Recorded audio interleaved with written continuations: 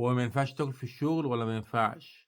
والله باحبك في الله، مش قصدي حاجة والله، عادي يا حبيبي، سؤالك محترم جدًا. بُص يا حبيبي، آآ أنا باخد بريك كل ساعتين، يعني ممكن آكل كل ساعتين في الشغل، لكن أنا بقى لي 5 سنين بالضبط أو أكتر كمان مبطّل إن أنا آكل في الشغل. ليه بقى؟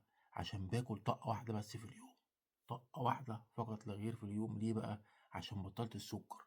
لمّا بتبطّل السُكّر مش بتحس بجوع على فكرة، فالسُكّر مشكلة.